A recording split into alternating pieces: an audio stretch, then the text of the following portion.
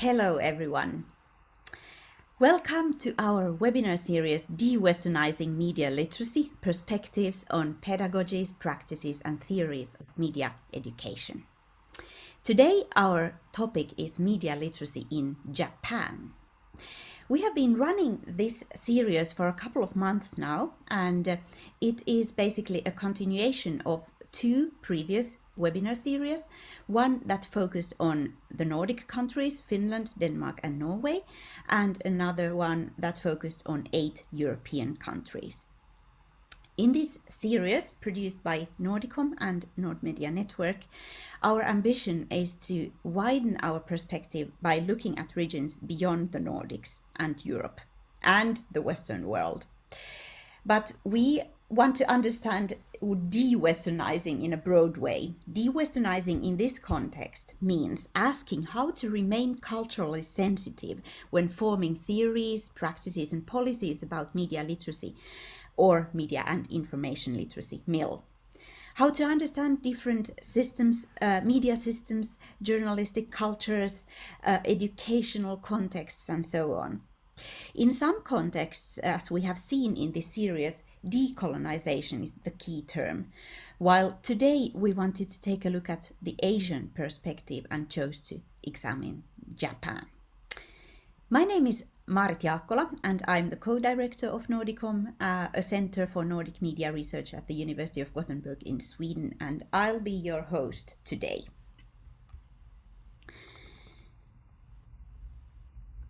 Could you put the next slide, please? Today we will have 3 speakers, 3 presentations, telling us about Japan.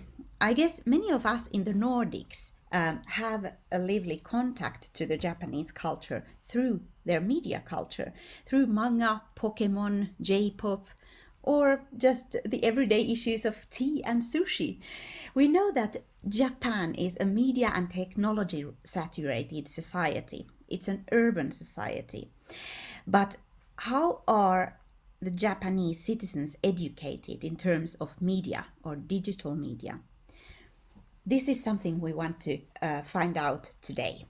If you are an expert on Japan, you may excuse me because my starting point today is the one of the beginners. And that has also been the case for all webinars in this series. We will start with Yoko Murakami, who is PhD and director of the Asia Pacific Media and Information Literacy Education Center and a lecturer at Hosei University in Japan. She's also a former director and among the founding members of the Global Alliance for Partnerships on Media and Information Literacy, GAPMIL. And nowadays she's also an active member of the UNESCO MILID University Network. Kyoko's research interests include media and gender issues in education, children and students' collaborative activities and cross-cultural or intercultural understanding, and MIL and civic participation.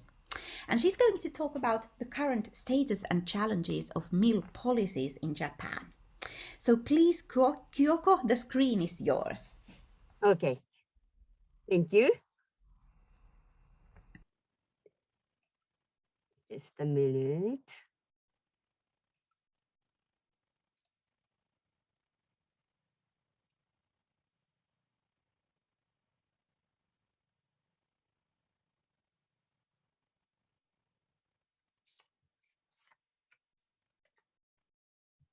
Hello.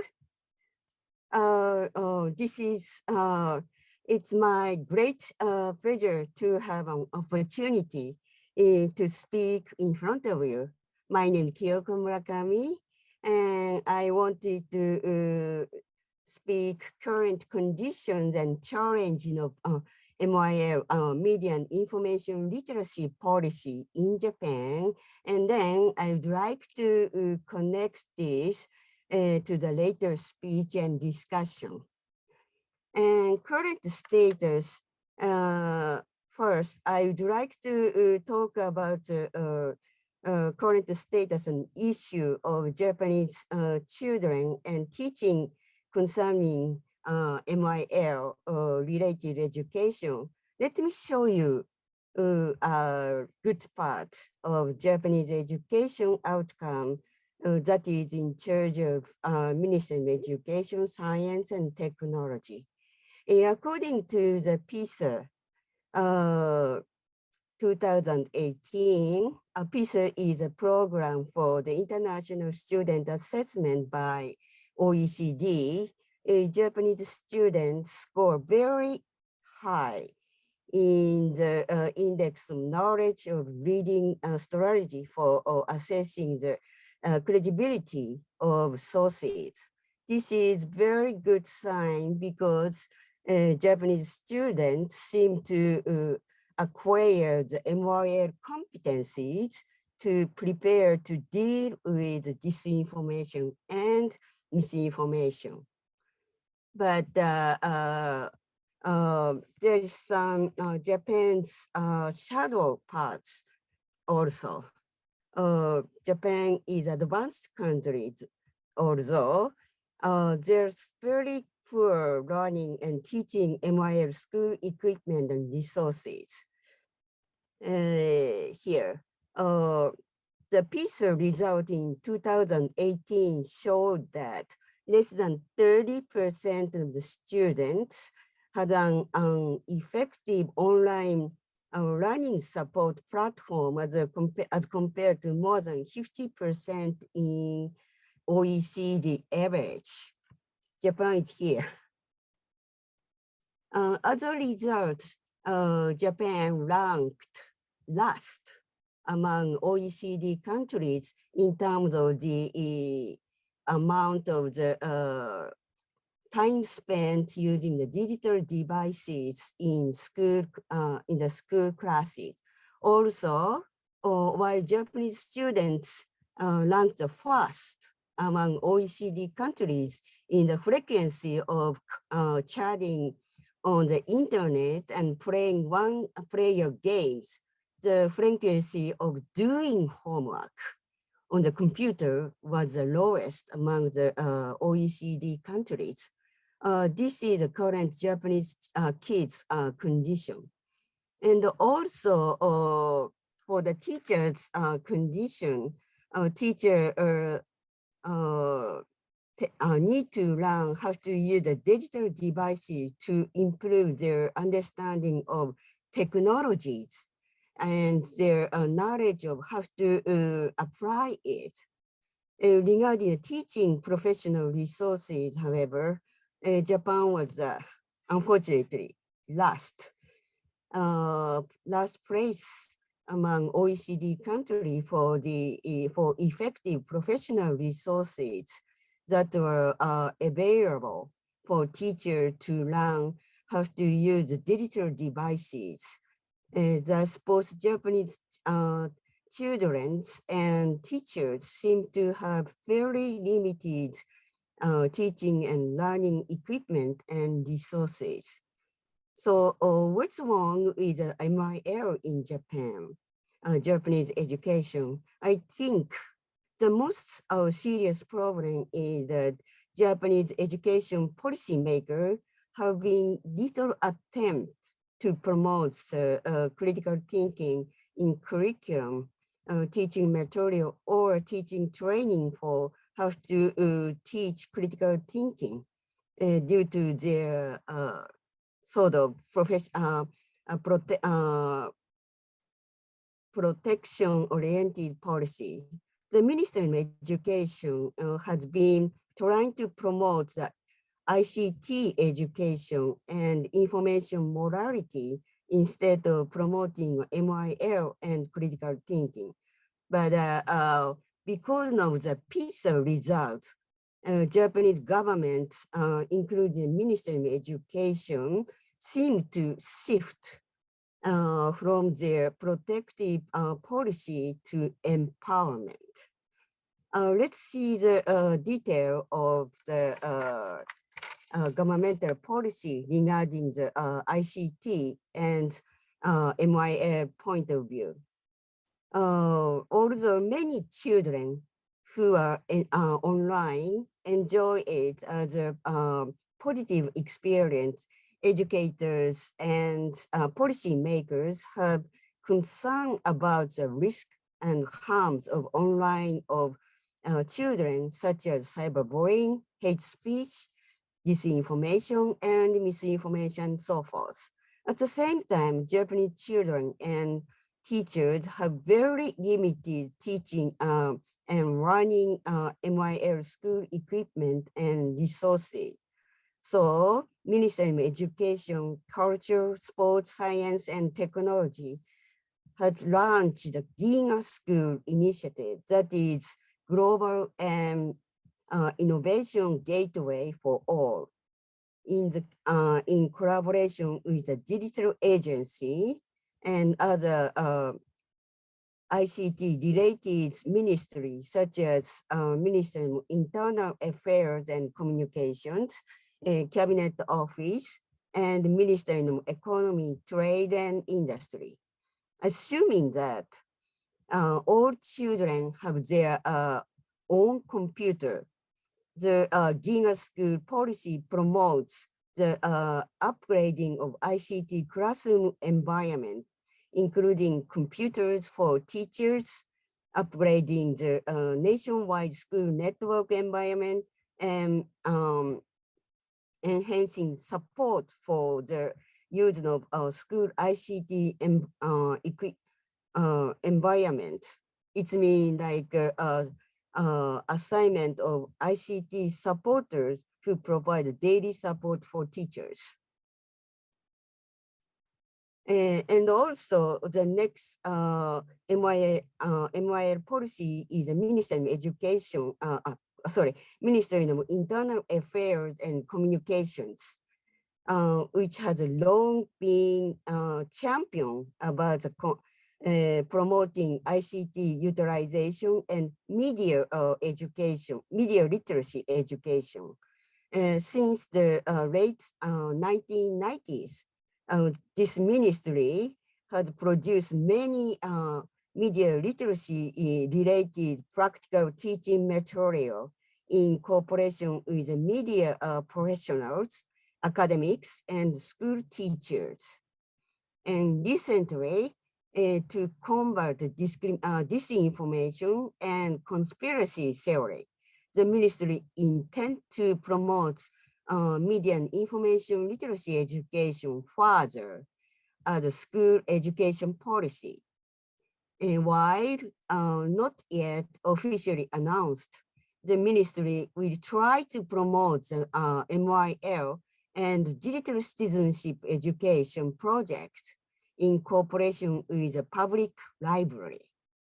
Since library is one of the most important stakeholders for the MIL communities, this library participation will be a welcome addition to MIL's development.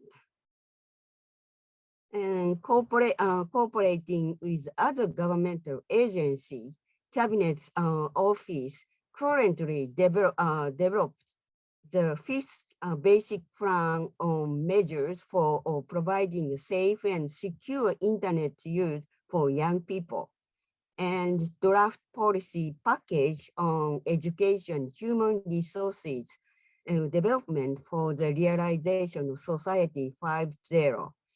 Though the former is very much protection-oriented policy, the latter is more empowering, stating that digital citizenship is a prerequisite for all children to maximize their potential. The policy package shifts from aligned to extended education by integrating and enhancing optimal individual learning and collaborative learning based on children's cognitive characteristics by using the ICT more effectively. Cabinet Office has encouraged the Ministry of Education also to develop school curriculum that promotes digital citizenship education in school. In addition, the Future Classroom STEAM library created by the Ministry of Economy, Trade, and Industry has provided digital citizenship education material. Also, digital agency was created in September last year, based on the premise of one of computer per student, based on the Giga School concept. The digital agency will strengthen to the environment for ICT utilization and use of digital content to the educational field, taking into consideration the voices of students, teachers, and others in the field. Digital agencies will build the digital human resources platform that provides a place for practical learning, including the development of educational content and curriculum and case studies using data. It will promote the digitalization of school affairs, including smooth communication with family and rising awareness of information literacy in the digital agency from both public and private sectors. What do we need? MYL or MYL education? Yes, but teaching MYL only can be a fragmentary and individual solution because there are so many gray areas between absolutely good and bad. Children and adults have to think about who made this, how and why. To answer these questions, MYL needs education to enhance student critical thinking and make the right decision for them. Without education, MYL will be just a gesture without a soul. We need to share the best practice of MYL and systematically introduce the digital citizenship education from kindergarten to higher education.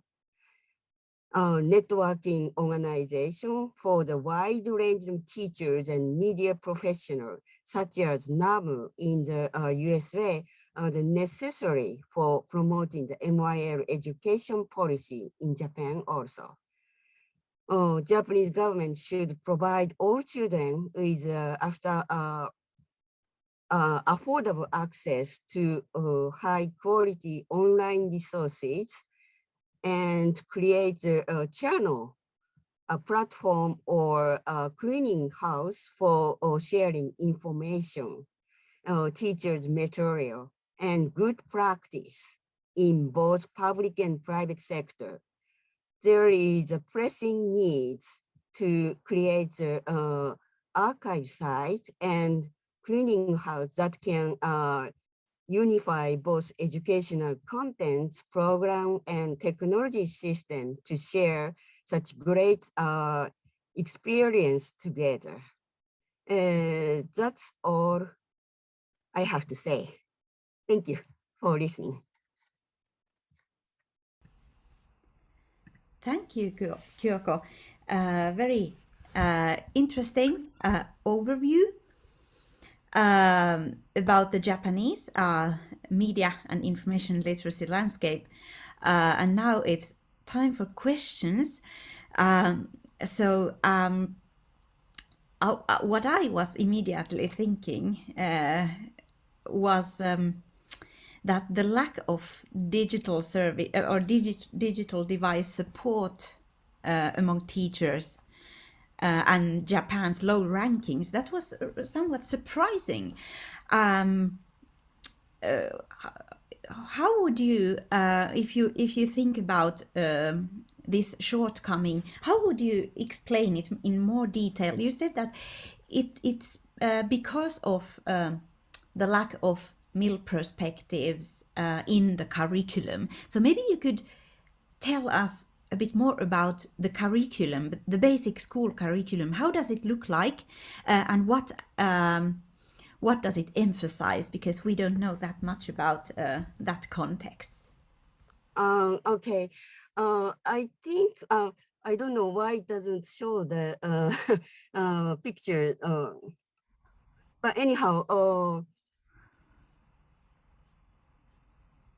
here is I think that why teacher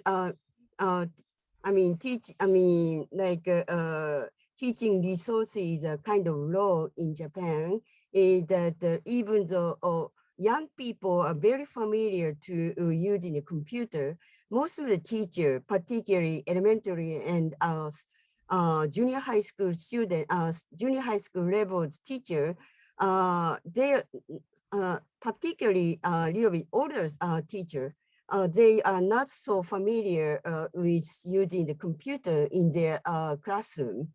And also Japanese computer use for the classroom, it's depend on the school or teacher individual.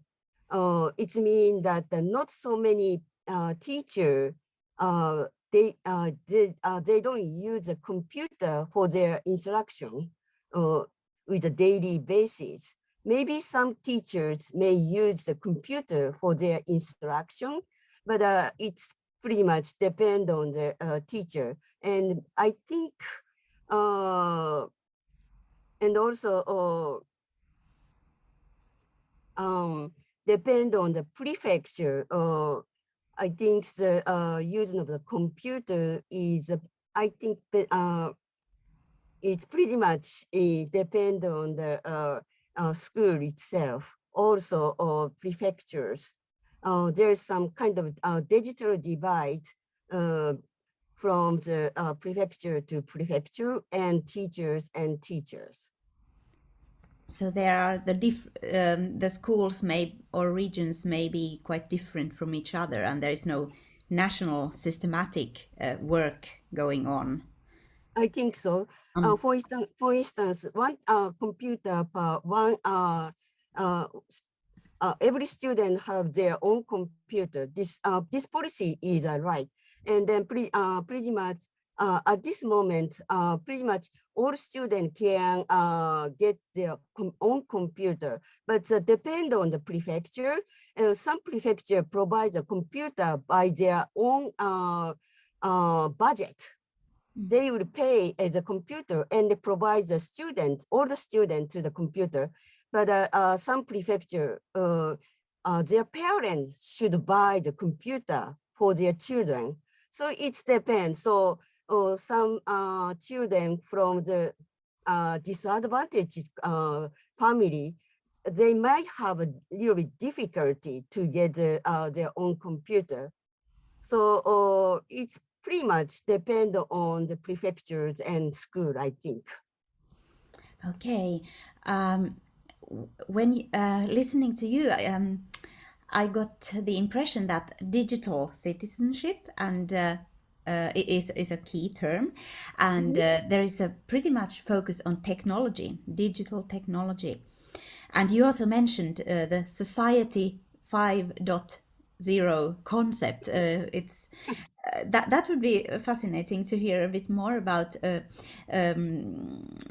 this vision of a future society that Japan should pursue. I have understood that Society 5.0 is the kind of society that comes after information society 4.0. It's would you like to tell more about what Well, Society 5.0 stands for? I think it's a kind of idea or like information and media fluency society. Everybody uses a computer and data and with to deal with their own job or their own way of thinking by using the computer or data uh, or just make it fluency for their own life by using the computer. But I think it's pretty much kind of ideal concept at this moment. Maybe some people or who are using computer daily, then it could be it's possible. And but some most of the school whose teachers are still learn how to use a computer for their instructions. They have to catch up just for using the computer itself. It means like they have to be a kind of start line. They don't stand the start line yet at this moment. So kind of there's a gap between the their ideal policy and like reality, I think. Yeah, I understand. When talking about digital citizenship and using technology and computers, digital technologies, do you see a risk of technological determinism or over optimism that you are relying on that, oh, the computers will do that, only we start using them, so the technology will fix the social problems and all problems we have. Do you see that kind of a risk in digital citizenship education? Well, I think, I mean, it's depend on the people or themselves. I think the um, digital, I mean, or computer or data itself is just the data or computer. So the all the technical or technology is just for the means, not the end. So we have to finally the people who have judged which is right or wrong. So I think the technology only can help them to decide this decision or this is a good or sort of not good or some so so I think I mean I don't know or I can answer your question, but digital citizenship in Japan is kind of because June and there he's calling wrote some books titled in the digital citizenship, and many prefectures educational community are very interested in their concept. So, but digital citizenship also, cabinet office also interested in the concept, and Ministry of Communication also interested. They are very much interested in the digital citizenship. But I think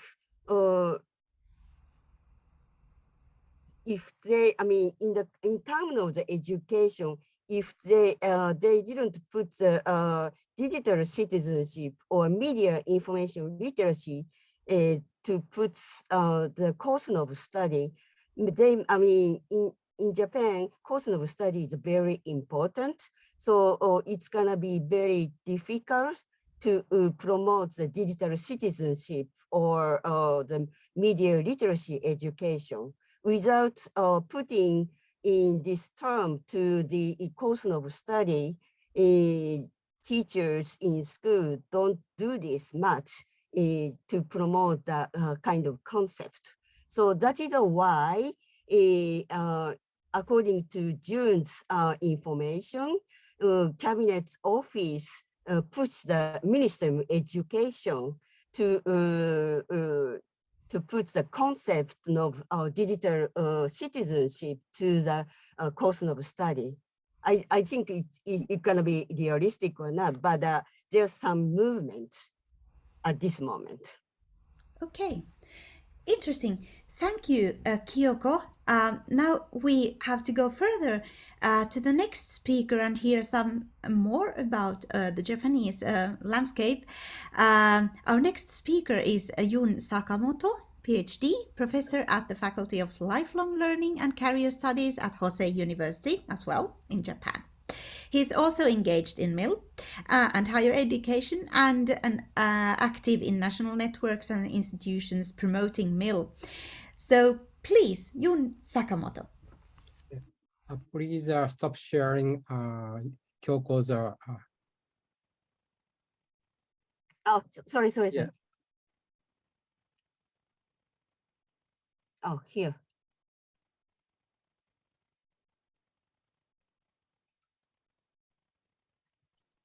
Sorry.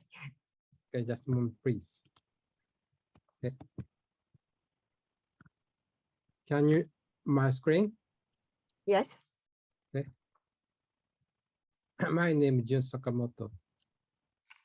I'm honored to have this opportunity to give a presentation. I teach media literacy and information literacy at Hosei University Library and Training course. I would like to talk about theories and practices of media education in Japan. In Japan, the term media literacy education is generally used instead of media education. I would like to briefly explain the situation of media literacy education theories in Japan. What are the particularities of Japan that make it different from the West? It is conformism, which involves peer pressure. It has its good parts, but it also has its bad parts. For example, under the COVID-19 pandemic, everyone wears masks in Japan. They think it is because everyone else is wearing a mask. They must do the same to others. But before World War II, this conformism created the foundation of Japanese-style fascism. Many people obediently followed state power. Then, after the war, Japan tried to promote democratic education based on Western theories of democracy. In 2020, the UNESCO Bangkok office published Media and Information Literacy Education in Asia. In this book, Professor Masato Kajimoto of the University of Hong Kong described the current state of media literacy education in Japan. He wrote in the book as follows. Although UNESCO's MIL concept includes democracy, citizenship, empowerment, promotion of pluralistic media environment, gender equality and inclusion, and intercultural dialogue, Japanese teachers find it difficult to bring ideological and political activities into the classroom. As a result, he notes, Japan often downplays the importance of political thinking, replacing it with the more positive, sound term, independent thinking. In other words, Japan conformist culture has downplayed political thinking.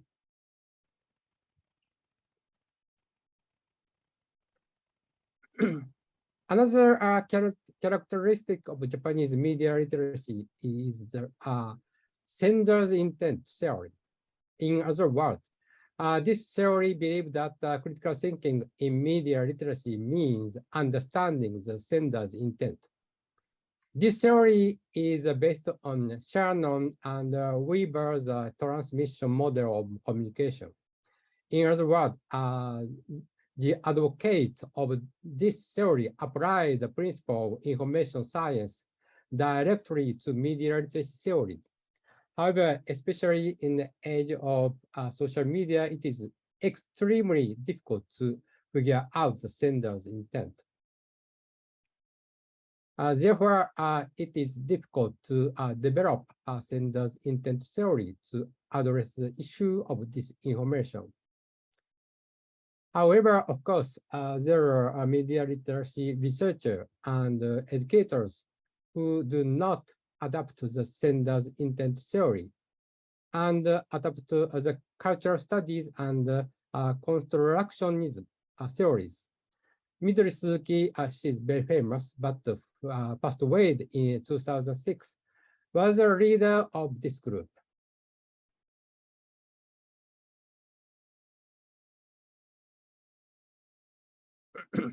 A year after the book was published, however, things have changed.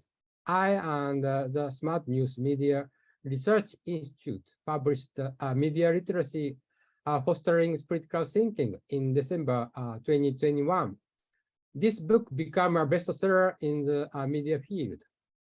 The book strongly advocated the importance of critical thinking. It also explained news literacy, which was previously unknown in Japan. The book includes an interview with media literacy researcher Rune Hobbs and Alan Miller, a founder of the News Literacy Project. And in the book, I have combined a traditional concept of media literacy with a concept of information literacy, news literacy, and digital literacy, and named it a broadly defined media literacy. One of the reasons for this is that the UNESCO term, media and information literacy, was not well known in Japan. There's one more thing that should be pointed out. As Dr. Murakami explained, the Ministry of Internal Affairs and Communication has created new policies and plans. Disinformation and conspiracy theories about the COVID-19 pandemic become a major social problem in Japan. Therefore, they have introduced UNESCO's media and information literacy concept into their new education policy.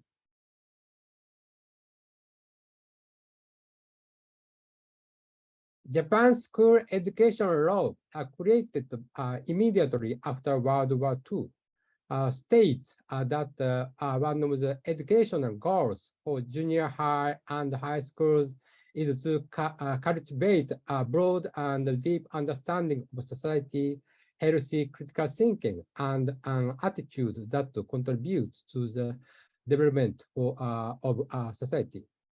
Though Japanese education has been passive for cultivating critical thinking skills, more and more researchers and educators now believe that this ability is necessary to counter disinformation, conspiracy theories, and state propagandas.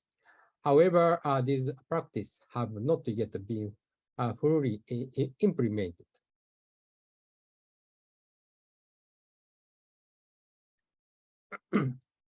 Another new change in Japan is expansion of digital citizenship education. Already Kyoko told. In Japan, information morals education has been restrained education approach. Japanese schools were reluctant to let children use the internet at school. However, with the launch of the 1-to-1 PC program as a GIGA school by the Ministry of Education in 2020, such attitude has fallen into contradiction. Then in 2020, we published a book titled Digital Citizenship, Learning to be a Good User in the Age of 1 PC per Student. This book was read by many educators, and in April of this year, we published a second book. As a result, interest in digital education has increased, and some local governments have now incorporated this education into their education policies. This data education includes media literacy and news literacy. Critical thinking is an important component of digital education.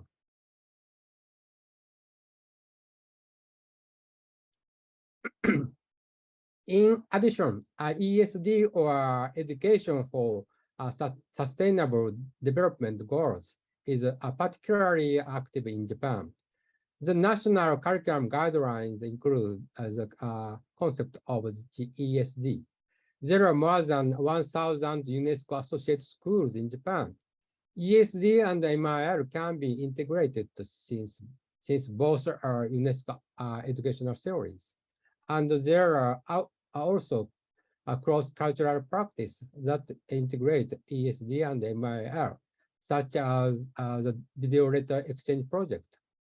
Through the project, we have been exchanging Japanese elementary school and secondary school with elementary school and secondary school in Asia, Europe, and the United States. I believe that not only critical understanding of media messages, but also creation and exchange of media messages are important elements of media literacy education.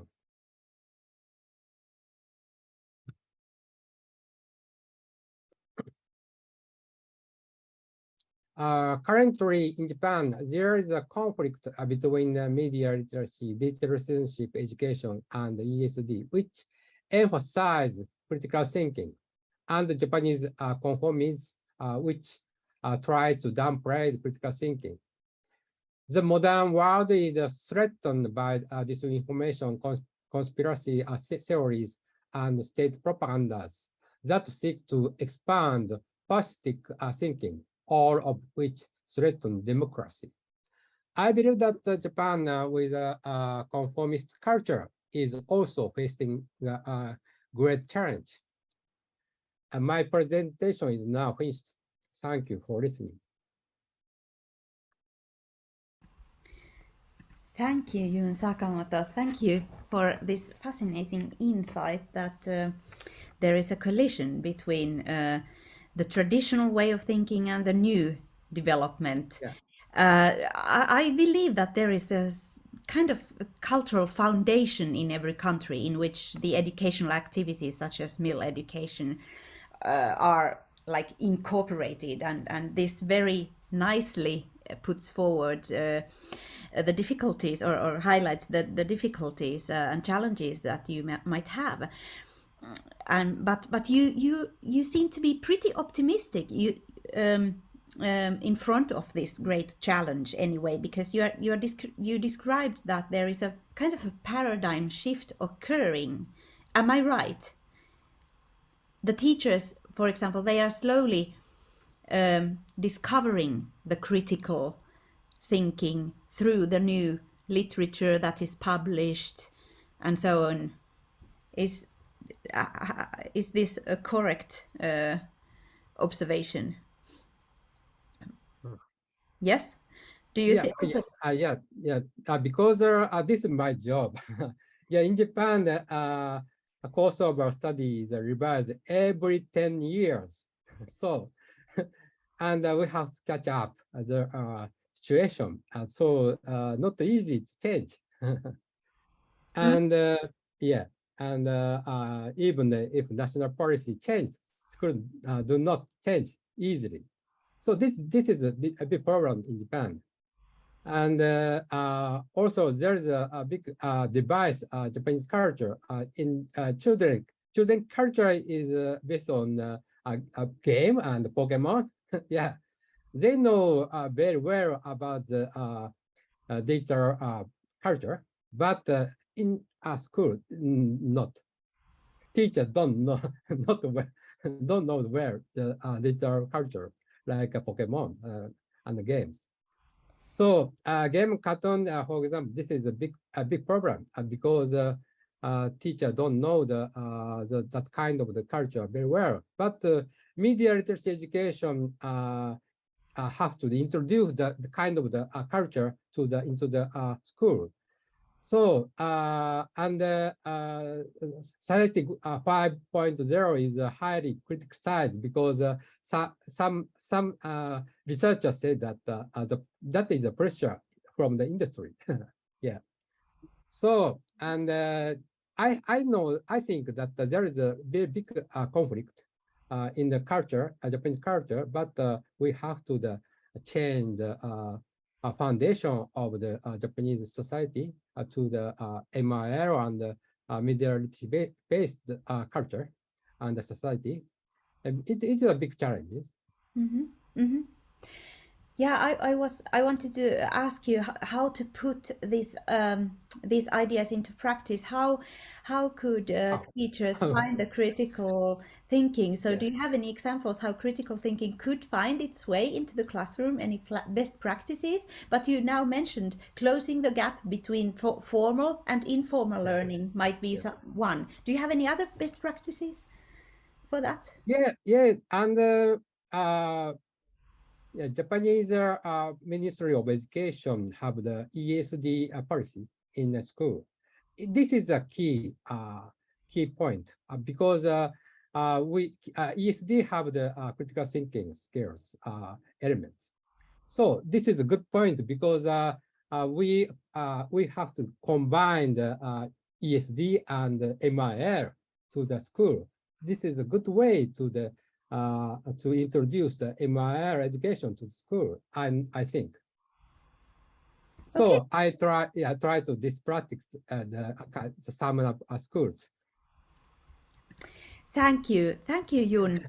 And now we have to go to the third speaker, who will be Yoko Miyataki. Sorry about my pronunciation. She's a PhD and engaged in promoting media literacy programs for schools and colleges. And she comes from the Media Research Institute of Smart News, where she has been working since 2019. Before joining the Media Research Institute of Smart News, she was a director of a consulting company and has also worked for ministries. And she will present a case study with the title Approaches to Media and Media Information Literacy Education using a social media simulator. So please, the screen is yours, Yoko. Thank you very much for a kind introduction, and thank you for having me here. On my part, I would like to present a case study, hopefully best case study, one of best case, using a social media simulator. My name is Yoko Miyataki, and I work for Smart News, a startup company providing a news application used by almost 30 million people, both in Japan and US. We set, this is the screen of Smart News. And we set our mission to deliver the world's quality information to the people who need it. And so we take seriously about contributing to a healthy and trustful content ecosystem and leading to publish a book with Professor Sakamoto, for example. And last spring, we also developed an online educational material called To Share or Not to Share that simulates social media services in class. The reason why we developed it was that we found a tendency that young generations use SNS not only as a means of communication, but also as gathering information. One recent survey shows that more than 75 of ninth graders, meaning 14 to 15 years old, in Japan, read or listen to their news through SNS. And almost half of them don't check who sent the news. They use SNS daily basis. However, we heard that some spread information easily without understanding who would receive it. And conversely, others are excessively afraid to transmit it. To this end, we developed an online SNS-like simulator to allow them to become aware of how they assess information reliability, judge misinformation or disinformation, and reflect on their behavior, such as sharing and pressing like buttons. This simulator also contains elements to let them realize the function of algorithms that operate behind the scene of digital media. And the educational aim of this meal course can be described within 3 components. For the knowledge, understand the dangers of simplifying and labeling information.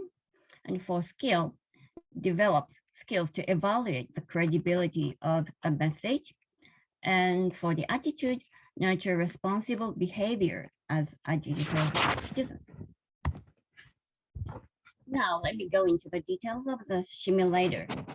The participants are instructed that this simulation game is a virtual space that mimics SNS, and that its goal is to gain as many followers as possible by sharing posts.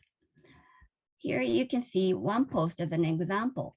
It is about a new style of relay race with 2-meter button for social distance, reported by a major newspaper. And participants are asked to decide whether to share public, share private, or not to share, judge the credibility of the post, scaling from 1 to 5, and write the reason behind the judgment.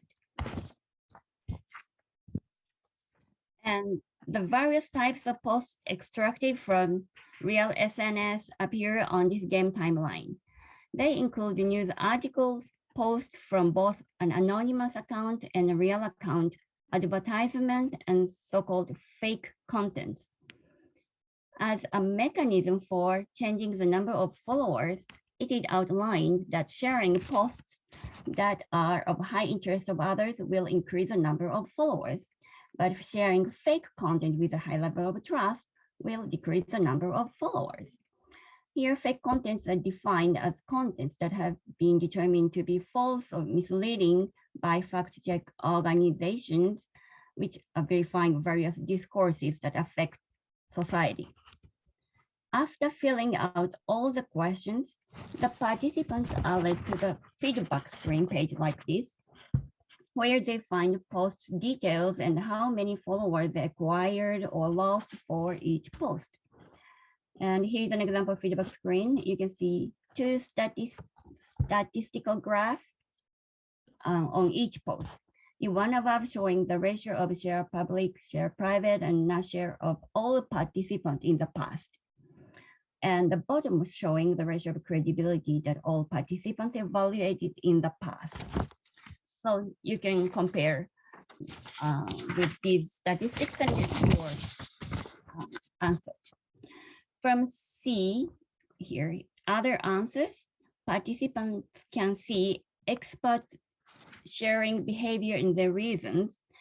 And from C classroom's answer, an instructor can project the student's answers of the class. In this example, you can see some students decide not to share with low credibility because the name of the school was not reported, while the other decided to share with high credibility because it was posted by a famous newspaper company. Here is another example posted by the prefecture police in the beginning of the first wave of COVID-19, stating, if you take a deep breath for 10 seconds and you don't cough, then you are not infected. And it has verified account and it really happened. But in fact, a few hours after the police had posted, they realized that it was a mistake and deleted the post with apologies. But this misinformation was reported by the major newspapers. Now you see a sample of how students react to this post. One student wants to share publicly because it is issued by an official account. Another wants not to share because the police have no authority on this issue. And the other wants to share privately because there is no data and not enough credibility. Like this, by projecting the whole class answer, students can be aware that there are many different perspectives and different judgments from in the same post. In addition, on the instructor's screen, a graph of the number of followers for all the class participants and each participant's response status are displayed in real time. So you can use it in the live class and how many people finished it or not, you can check it. the number of followers gained by participants tend to be normally distributed like this shape. It is not that more followers equal more literacy, but those who use SNS every day seem to succeed in increasing followers. And we would like to analyze data including such points later on. The increase and decrease of followers is introduced mainly as an incentive for participants to enjoy the simulator, as well as to make them aware that algorithm is used for digital media. And we are getting very good responses from the post-game survey. This graph shows one questionnaire asking what they learned from this simulation. Quite a few checked that they found the importance of reading posts carefully. In fact, many students comment us that they judge only from verification mark without reading posts. Now over 10,000 students from junior high to college have participated in this simulator, and we feel that this tool makes participants aware of the diversity of reception. Visualizing and discussing classmates' different impressions and views on the same message seems to be very effective for those who normally access text and share on SNS in their own lone world. We have also just completed developing an English version, so now non-Japanese speaking students can participate in this simulation. And we hope we can make some comparisons and contribute to clarify the young people's information behavior. If you have any interest or if you're interested in this simulator, please contact us. That's all. Thank you very much. Thank you, Yoko.